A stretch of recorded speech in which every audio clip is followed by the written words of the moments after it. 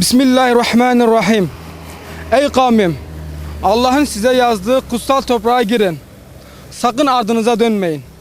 Yoksa ziyana uğrayanlardan olursunuz. Maide suresi 21. ayet. Peygamberler diyarıdır öteki adı. Etrafı mübarek kılınmış beldedir Kudüs.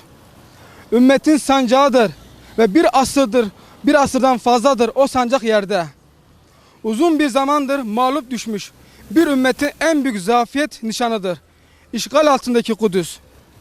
Hazreti Ömer'in diktiği ve Selahaddin'in yeniden dalgalandırdığı o sancak kendisini yerden kaldıracak fatihini beklemekte.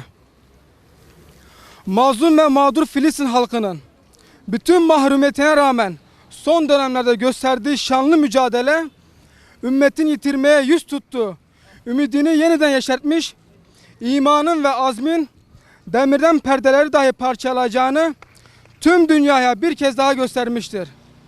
Siyonist İsrail her ne kadar sahip olduğu maddi imkanlarla övünse de bizler şunu çok iyi biliyoruz ki onların esas güçleri silahları ve teknolojileri değil, bizim dağınıklığımız ve içine düştüğümüz derin atalet kuyusudur.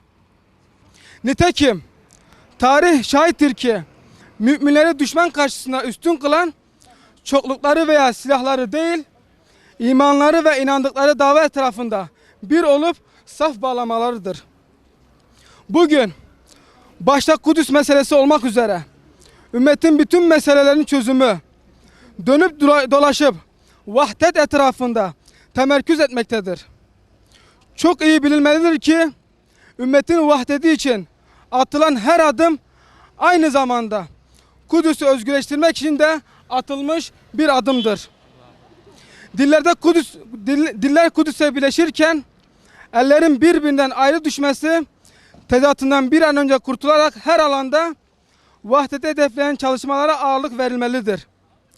Dünya Müslüman Alimler Birliği tarafından geçen sene Recep ayının son haftası Dünya Kudüs Haftası olarak ilan edilerek bu kapsamda çeşitli etkinlikler düzenlemişti.